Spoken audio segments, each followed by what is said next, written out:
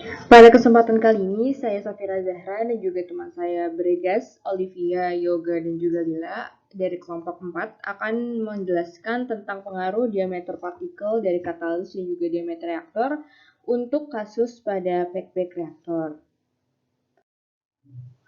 Diberikan suatu reaksi elemental berfasa gas yaitu A tambah B menjadi C tambah D yang terjadi pada pack-back reaktor di mana katalis yang digunakan ini memiliki diameter berukuran 1 mm sedangkan untuk reaktor sendiri berdiameter 4 inch.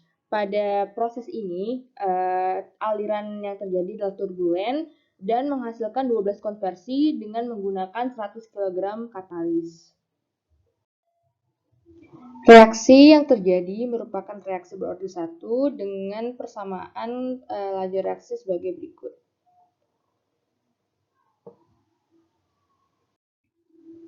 Berikut beberapa tambahan informasi yang diberikan untuk soal. Untuk poin A, tunjukkanlah saat aliran turbulen alfa sama dengan alfa 0 dikali dengan dpo per dv dan juga tunjukkan untuk nilai alfa 0 itu 0,8 dikali 10 pangkat min 4 atm per kilogram dan juga menunjukkan nilai dari konstantasi adalah 75 per menit. Ini adalah beberapa yang diketahui dari soal. Berikut persamaan alfa 0. Alfa 0 sama dengan 2 dikali beta 0 dikali luas permukaan reaktor dikali 1 dikurang porositas dikali dengan densitas gas dan dikali dengan tekanan. Untuk persamaan beta 0 yang dikembangkan dari persamaan ergun, untuk bagian ini menunjukkan laminar dan untuk bagian ini menunjukkan untuk aliran turbulen. Sehingga karena kasus pada soal kita adalah aliran turbulen, sehingga didapatkan persamaan beta 0 sebagai berikut. Ini merupakan nomenklatur atau keterangan yang digunakan pada persamaan yang digunakan. Karena dari persamaan alfa 0 dan beta 0 yang sudah disebutkan sebelumnya, maka terlihat bahwa nilai alfa 0 berbanding lurus dengan beta 0 dan nilai beta 0 berbanding terbalik dengan diameter partikel dari katalis. Sehingga bisa didapatkan hubungan antara beta dengan diameter partikel adalah sebagai berikut. Karena hubungan antara alfa dan beta adalah berbanding lurus, maka juga bisa didapatkan hubungan antara nilai alfa dengan diameter partikel yang similar dengan persamaan hubungan antara beta dengan dp. Sehingga dari sini bisa didapatkan bahwa kita dapat membuktikan nilai alfa sama dengan alfa 0 dikalikan dengan dp0 per dp. Selanjutnya, membuktikan bahwa nilai alfa 0 adalah 0,8 kali 10 pangkat min 4 atm per kilogram dan juga menunjukkan bahwa nilai konstanta C adalah sebagai berikut. Karena sebelumnya kita sudah mengetahui persamaan alfa 0, maka dari informasi yang diketahui dari soal, kita hanya tinggal memasukkan informasi tersebut ke persamaan ini, sehingga didapatkan bahwa nilai alfa 0 adalah 7,972 dikali 10 pangkat min 5 kg pangkat min 1, sehingga persamaan ini yang ditunjukkan dari soal ini tidak terbukti dan juga salah. Selanjutnya, untuk mengetahui nilai konstanta C, pada soal diketahui persamaan berikut, dan nilai modulus Still sama dengan konstanta C dikalikan dengan diameter partikel katalis. Sehingga untuk nilai modulus Still yang kecil, kita bisa menggunakan persamaan ini, dan juga untuk modulus Still dengan nilai yang besar bisa menggunakan persamaan ini. Selanjutnya yaitu menunjukkan bahwa nilai C sama dengan 75 minus pangkat min 1 dari additional data yang berbentuk tabel yang sudah ditunjukkan di soal awal. Diketahui pada saat diameter partikel terkecil yaitu sebesar 0,002 mm, nilai K aksen sama dengan 3, sehingga dari persamaan berikut didapatkan bahwa nilai K adalah 3. Lalu pada saat diameter partikel katalis terbesar yaitu 2 mm didapat bahwa nilai K aksen sama dengan 0,06 sehingga didapatkan nilai N adalah 0,02 dan juga dari diameter yang sudah dituliskan di slide sebelumnya.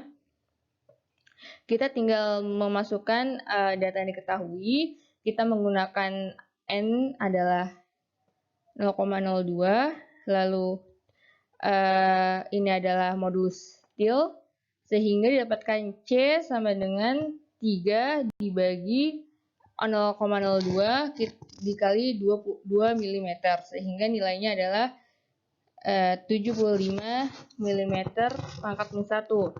Sehingga nilai yang disebutkan dalam soal benar, namun satuannya saja yang salah. Halo, nama saya Olivia Febriani, dan saya akan menjelaskan cara menyelesaikan soal B. Nah, soal B ini kita diminta untuk memplot K-aksen terhadap ukuran partikel. Di sini sudah dikasih tahu sama soalnya nilai diameter partikel dan K-aksennya. Tapi pertama-tama yang harus kita lakukan itu adalah untuk merubah satuan dari diameter partikel yang awalnya milimeter menjadi menjadi desimeter, yang dimana sesuai dengan satuan dari K-aksen.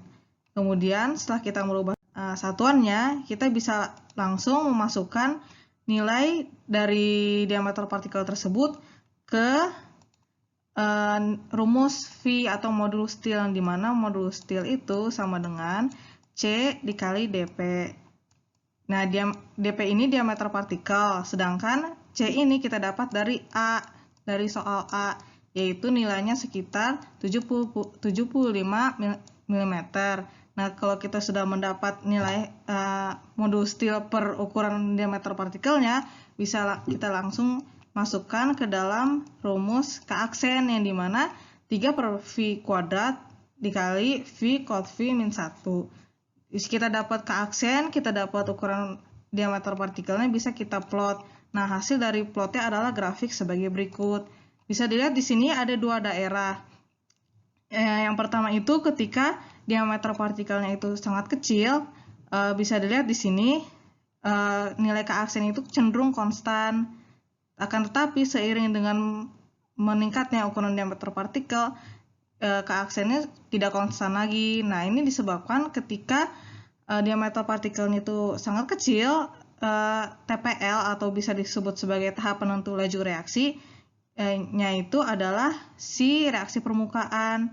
Nah, di saat dia TPL-nya reaksi permukaan, ukuran partikel katalis itu tidak berpengaruh kepada laju reaksinya. Jadi bisa dilihat di sini, misalnya ini fitnya. Nah, di sini terjadi laju reaksinya.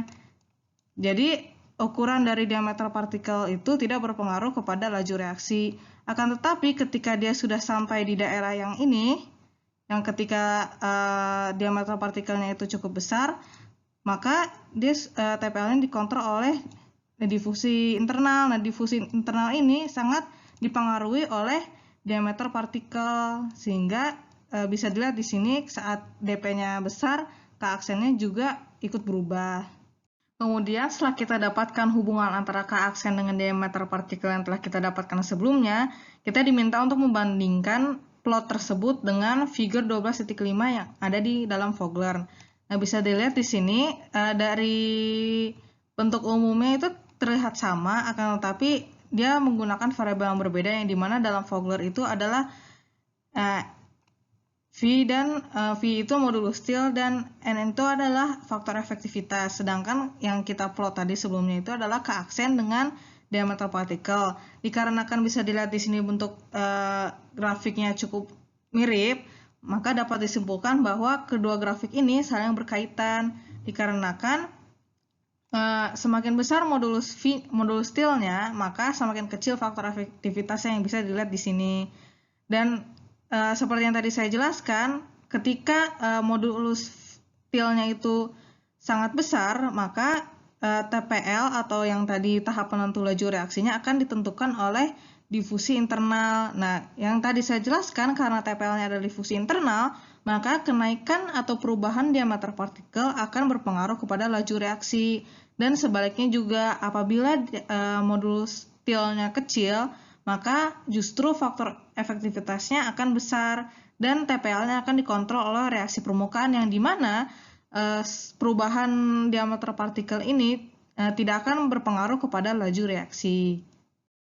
Perkenalkan, nama saya Bregas Pambudi. Di sini saya akan menjelaskan mengenai cara membuat grafik antara konversi dengan ukuran katalis.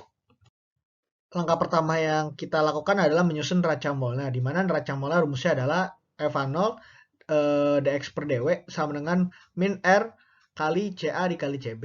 Tapi karena pada soal diketahui bahwa equimolar di mana CA sama dengan CB, maka neraca molnya dapat disusun kembali menjadi FA0 dx per dw sama dengan min R dikali CA kuadrat. Lalu kita melakukan stoichiometric reaksi, di mana tujuannya adalah untuk mengetahui persamaan dari CA. Yang mana kita tahu rumus dari CA sendiri adalah CA0 dikali 1 min X per 1 ditambah epsilon X dikali P per P0 dikali T0 per T. Dan kita mengasumsikan hubungan antara pressure drop, sehingga kita asumsikan bahwa P per P0 sama dengan Y. Lalu, karena reaksi berada fasa gas dan kondisinya ada isotermal, di mana suhu masuk sama dengan suhu reaksi, maka T per T0 per T dapat kita abaikan. Serta untuk epsilon nilainya sama dengan 0 karena dalam persoalan ini pada kondisi equimolar. Sehingga persamaan CA-nya menjadi CA sama dengan CA0 dikali 1 min X dikali Y. Nilai Y sama dengan 1 min alfa W pangkat setengah didapatkan dari penurunan rumus dy per dw sama dengan min alfa per 2y dikali 1 plus epsilon X dikali T per T0. Di mana T per T0 dapat kita abaikan karena keadaan isotermal, epsilon sama dengan 0 karena equimolar. Nilai persamaan tersebut kita integralkan sehingga mendapatkan Y sama dengan 1 min alfa dikali W pangkat setengah. Lalu kita sudah mengetahui persamaannya, kita masukkan ke persamaan neraca molar pada slide sebelumnya. Sehingga persamaannya menjadi FA0 dx per dw sama dengan K dikali K CA kuadrat CAO kuadrat per FA0 dikali 1 min X kuadrat dikali 1 min alfa W pangkat setengah kuadrat. Lalu kita mengintegralkan sisi kiri dengan sisi kanan dengan batasan X sama dengan 0 dan W sama dengan 0. Kita mengetahui bahwa pada persamaan integral sebelumnya banyak variabel yang perlu diketahui, diantaranya adalah CA0 dan alfa. Maka kita harus mencari nilai CA0 dan alfanya itu terlebih dahulu. Untuk mencari CA0, kita harus mencari nilai CT0 terlebih dahulu. Di mana CT0 merupakan jumlah mol total komponen. Dan kita ketahui bahwa komponen A dan komponen B adalah equimolar. Jadi untuk mencari CT0, kita turunkan dari persamaan gas ideal yaitu PV sama dengan nRT. Sehingga kita dapat persamaannya CT0 sama dengan P per RT. Sehingga didapatkan hasilnya 0,4134 molar. Lalu untuk mencari CA0 atau CB0, itu tinggal nilai CT0-nya dibagi 2. Sehingga didapatkan nilainya 0,207 molar. Untuk mencari nilai alfa 0, kita harus membutuhkan nilai beta 0. Oke, kita mencari nilai beta 0-nya seperti pada rumus di bawah, lalu kita mendapatkan nilai A0-nya. Dari integral yang pada slide sebelumnya, dan kita sudah memenuhi setiap variabel-variabelnya, sehingga kita bisa mengintegralkannya. Sehingga persamaan konversi hasil dari integral pada slide sebelumnya menjadi X sama dengan KCA0 kuadrat dibagi FA0 dikali 1 min alfa W dibagi 2 dikali W per 1 plus KCA0 kuadrat per FA0 dikali 1 min alfa W per 2 dikali W. Dan di sini kita melihat tabel bahwa nilai-nilainya, dan kita akan melakukan pembuatan plot grafik antara konversi dengan DP, yaitu ukuran katalis. Hasil grafik antara plot konversi dengan ukuran katalis seperti pada gambar pada slide ini.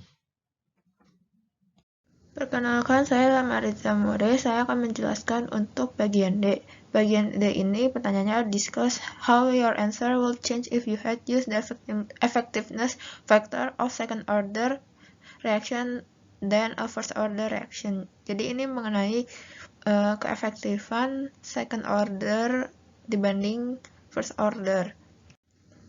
Jadi faktor efektivitas ini kalau yang order 2 itu lebih kecil dibandingkan dengan order 1 dengan nilai modulus TL yang sama. Bisa dilihat ini nilai modulus TL-nya sama nih, misalnya nilainya 6. Tapi second order reaction itu nilai efektivitasnya lebih rendah dibandingkan kalau dia first order reaction, kalau dari gambar ini. Nah, nilai efektivitas yang rendah itu akan berdampak pada laju reaksi, pada variabel K. Variabel K ini berpengaruh dengan laju reaksi. Dan kalau misalnya dia memakai second order reaction, efektivitas faktornya akan lebih kecil sehingga variabel K-aksennya akan lebih kecil dan menghasilkan laju reaksi yang lebih kecil. Laju reaksi yang lebih kecil ini akan menyebabkan konversinya menurun. Saya Safira Zahra akan menjelaskan mengenai poin E, di mana poin E ini untuk mengetahui perubahan apa saja yang terjadi apabila diameter partikel dari katalis dan juga diameter reaktor ini dinaikkan sebesar 50% pada saat laminar flow dan juga turbulent flow.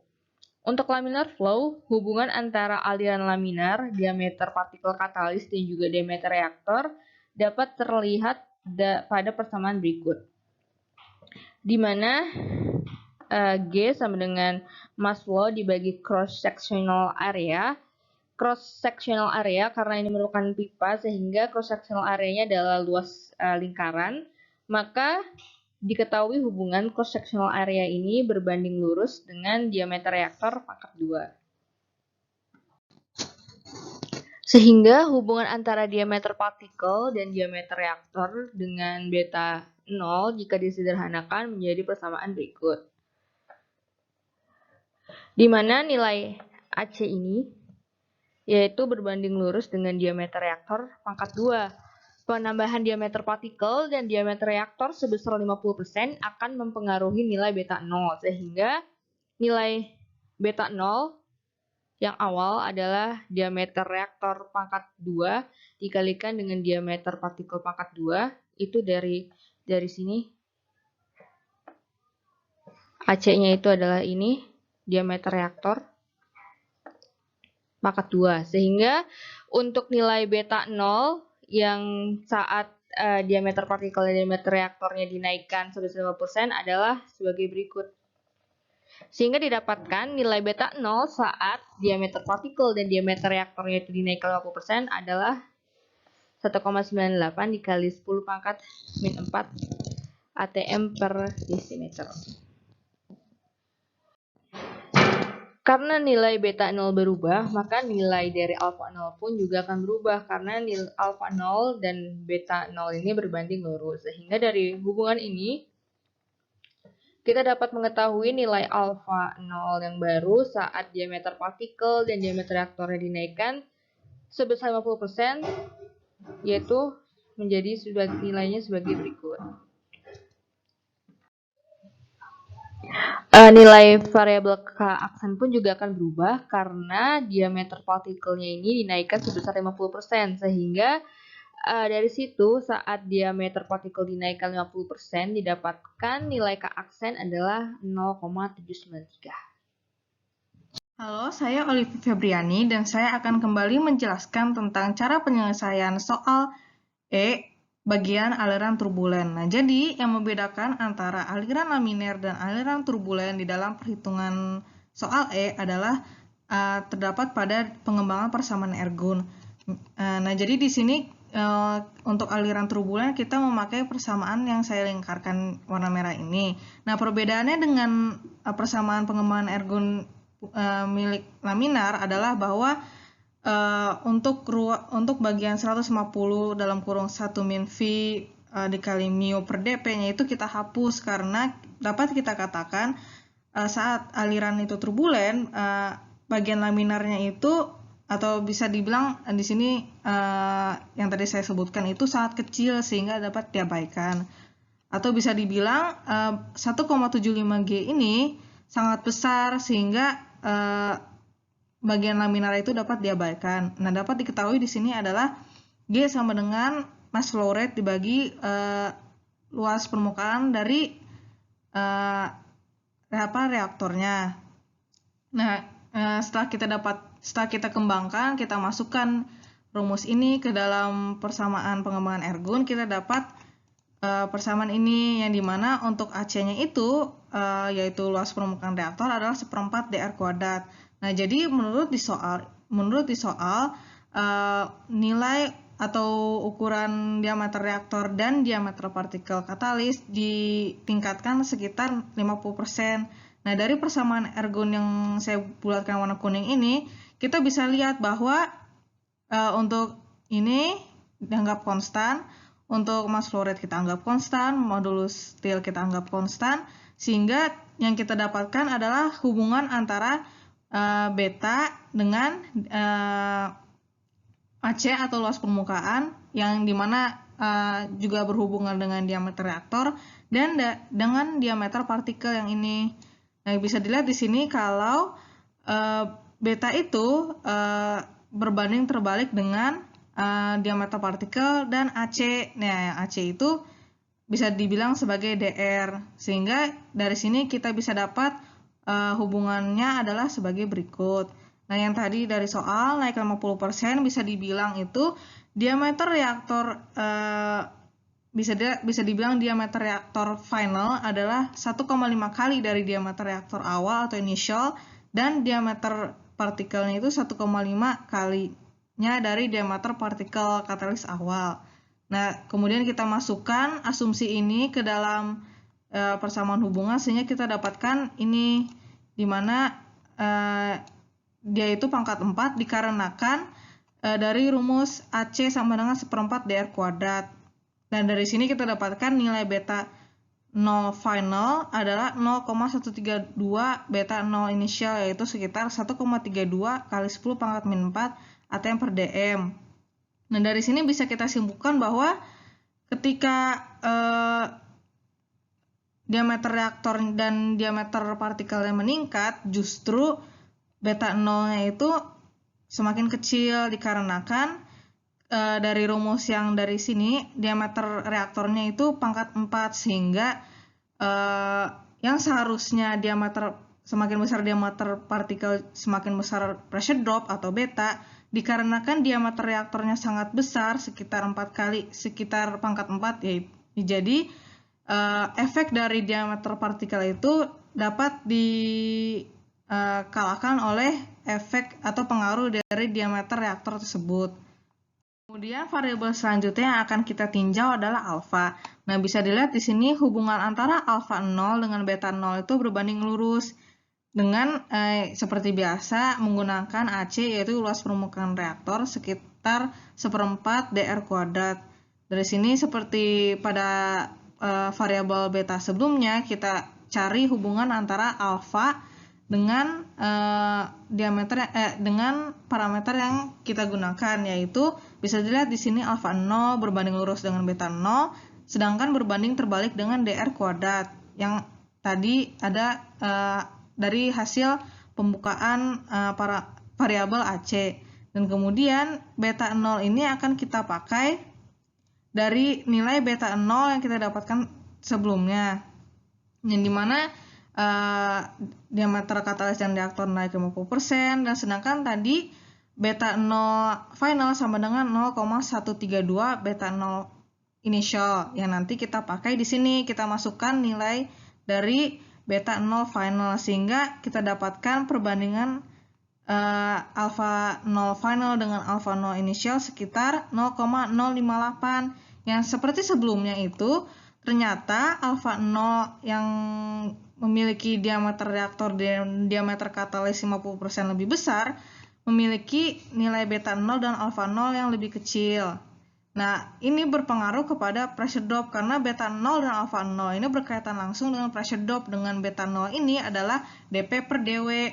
Dan sedangkan semakin besar pressure drop, justru nilai konversinya semakin berkurang, sehingga dari pengamatan yang kita dapatkan tadi, yang dimana diameter reaktor dan diameter katalis yang naik 50% justru menghasilkan nilai pressure drop yang lebih kecil, sehingga dapat disimpulkan bahwa perubahan atau kenaikan ukuran partikel katalis dan reaktor justru akan membuat nilai konversinya semakin besar karena nilai konversi berbanding terbalik dengan pressure drop.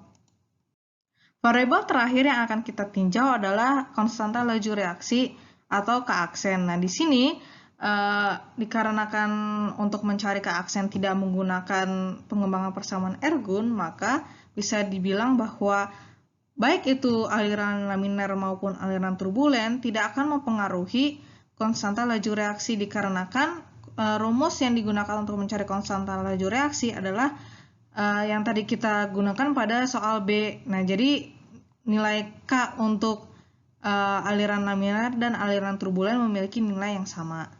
Kemudian saya akan menjelaskan yang F. F ini akan bertanya what would happen if the pressure drop parameter alpha is varied. Yang berarti di bagian F ini ditanyakan apabila parameter pressure drop alpha divariasikan. Nah, parameter alpha ini sangat menentukan besarnya pressure drop yang terjadi di sepanjang reaktor. Parameter alpha ini bergantung pada diameter partikel katalis, yaitu dP. Bisa dilihat dari persamaan alpha sama dengan alpha 0 dP0 per dP. Nah, dP ini merupakan diameter partikel yang sudah persamaan ini ada di nomor sebelumnya.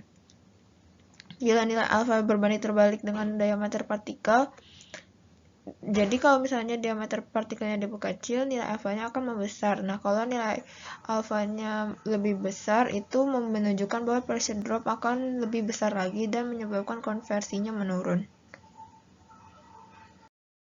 Untuk bagian selanjutnya, pada G dan H, nama saya Faras Yoga Purnama akan menjelaskan. Untuk bagian G, itu ditanya tentang generalisasi apakah yang kalian pelajari pada soal ini yang bisa diterapkan pada soal yang lain. Ya, generalisasi yang pertama yang kita dapat di soal adalah generalisasi dapat ditentukan dengan hubungan antara pressure drop dan konversi, di mana nilai pressure drop dan konversi berbanding terbalik sesuai dengan rumus di bawah ini, di mana bila kita ingin konversi kita besar, maka pressure drop kita haruslah kecil. Nah, pengaruh pressure drop itu sepanjang jadi pada PBR itu sepanjang pipa itu sangat menentukan profil konversi di dalam reaktor dan pengaruh difusi katalis yang menentukan konversi. Hal ini menyebabkan dalam perhitungan lebih banyak parameter yang akan menentukan profil konversi. Nah, untuk memperkecil pressure drop itu ada hubungannya dengan diameter pipa tersebut dan diameter reaktor yang ada dalam PBR yang akan dibahas setelah ini. Nah, selanjutnya generalisasi yang kedua yang kita dapatkan adalah dari persamaan ergun. Didapatkan bila persamaan ergun yang seperti biasa itu seperti ini dan bisa dikatakan untuk persamaan di bagian ini itu tuh dominan pada aliran laminar dan persamaan yang ini dominan pada aliran turbulen. Nah, ini bisa kita pakai untuk kasus-kasus yang lain bila kasus-kasus yang lainnya itu diketahui alirannya laminar, maka aliran pada turbulennya dapat dihilangkan atau dicoret. Jadi persamaannya hanya sampai sini saja. Nah, begitu pula sebaliknya kalau bila aliran pada pipanya turbulen, maka rumus aliran laminarnya dapat dihilangkan. Selanjutnya untuk yang poin H yaitu kita harus menentukan poin-poin dari problem di soal, istilahnya seperti kesimpulan yang kita ambil dari soal tersebut. Ya, untuk soal ini kesimpulan yang pertama kita dapat adalah pressure drop berbanding lurus dengan parameter alfa dan beta, sehingga semakin besar alfa dan beta maka semakin besar juga pressure dropnya. Selanjutnya ada pressure drop berbanding terbalik dengan konversi, konstanta laju reaksi spesifik, dan laju reaksi. Yang ketiga adalah nilai alfa dan beta dipengaruhi oleh diameter partikel dan reaktor dengan hubungan yang berbanding terbalik. Nah, pengaruh nilai alfa dan beta terhadap diameter partikel dan reaktor akan dijelaskan di slide selanjutnya.